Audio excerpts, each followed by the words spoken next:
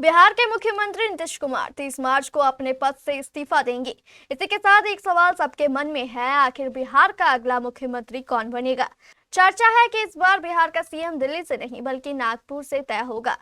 बिहार के कई बड़े नेता नागपुर की चक्कर भी लगा चुके हैं। आखिर बिहार के सीएम के चयन में नागपुर की क्या है भूमिका, इस खबर से जुड़ी पूरी जानकारी देखिए इस रिपोर्ट में।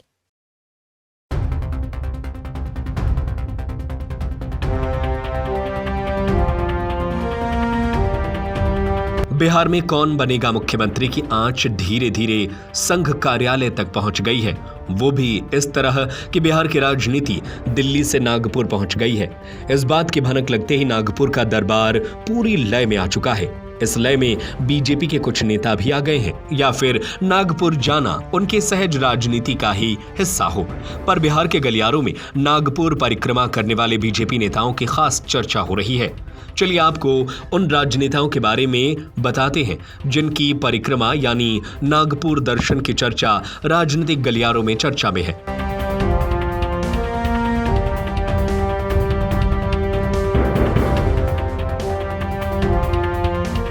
दरअसल बिहार में नए सीएम को लेकर राजनीतिक गलियारों में जो बातें उभर कर आ रही हैं वो ये है कि बिहार का अगला सीएम नीतीश कुमार की पसंद का होगा और उसे नीतीश नीति के दायरे में सरकार चलानी होगी। चर्चा है कि संघ को यह बात खल गई है कि बीजेपी सत्ता में आएगी तो नीतीश कुमार के 3C यानी क्राइम, करप्शन और कम्युनलिज्म की पटरी पर चलेगी। सो व्यक्ति और नीति की अनिवार्यता के विरुद्ध संघ बिहार में डेडिकेटेड कार्यकर्ता को जो ABVP से गुजरकर देश प्रदेश के संगठन में बेहतर कार्य करने के लिए जाने जाते हों, साथ ही एक स्वच्छ छवि भी हो जिसके कार्य क्षमता आजमाई भी हो। बिहार में नीतीश सरकार से आगे की लकीर न खींची जाए तो बीजेपी के लिए यह व्यर्थ हो जाएगा।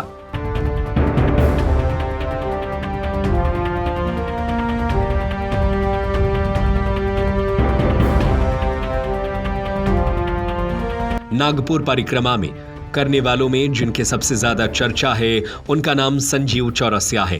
ये दीघा के विधायक हैं। इनके पिता पुराने संघी हैं। एक समय था जब किसी भी कार्यक्रम या बड़े नेताओं का ठहराव उनके पिता गंगा बाबू के मार्फत ही होता था। गंगा बाबू खुद MLC और बाद में राज्यपाल रहे। ये अति पिछड़ी जाति से आते हैं। दूसरा नाम जिनकी चर्चा है वो है रमा निषाद। रमा निषाद मुजफ्फरपुर जिले के औराई विधानसभा से विधायक हैं। आधी आबादी को बिहार की कमान सौंपने पर निर्णय हुआ तो रमा निषाद सीएम की एक महत्वपूर्ण उम्मीदवार हो सकती हैं।